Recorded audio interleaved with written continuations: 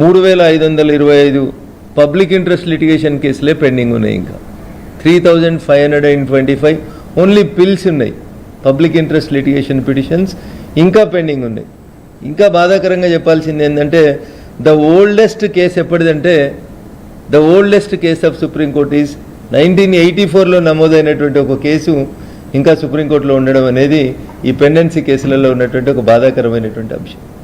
So ఇట్లాంటి వాటిని అన్నింటినీ పూర్తి స్థాయిలో స్టడీ చేసిన తర్వాత 2019లో ఒకసారి నరేంద్ర మోడీ గారి నాయకత్వంలో జడ్జీల సంఖ్యను పెంచడం జరిగింది. ఇప్పుడు రెండవసారి మళ్ళీ సుప్రీంకోర్టు జడ్జీల సంఖ్యను పెంచడం జరిగింది.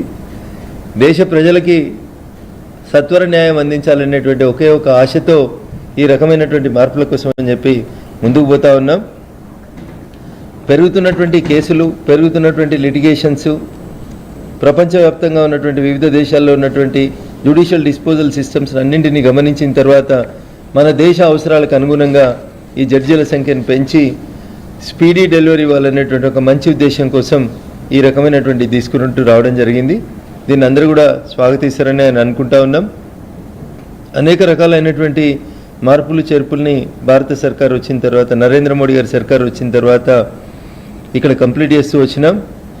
భారతదేశంలో రకరకాలైనటువంటి మార్పుల్ని తీసుకొచ్చి ఈ ఫైలింగ్, ఈ కోర్ట్సు, గ్రామ పంచాయతీలలో ఉన్నటువంటి అన్ని చోట్ల కూడా లిటిగేషన్ పెండింగ్ ఉన్నటువంటి లిటిగేషన్స్ని డిస్పోజల్ చేయడానికి గ్రామ స్థాయిలో న్యాయస్థానాల ఎస్టాబ్లిష్మెంట్ దగ్గర నుంచి మొదలుకొంటే మార్పుల్ని ఏ రకంగా తీసుకొస్తే భారత న్యాయ వ్యవస్థ అనేది ప్రజలకి మరింత చేరువవుతుందనేటువంటి ఉద్దేశంతో ప్రభుత్వం ముందుకు పోతా ఉంది.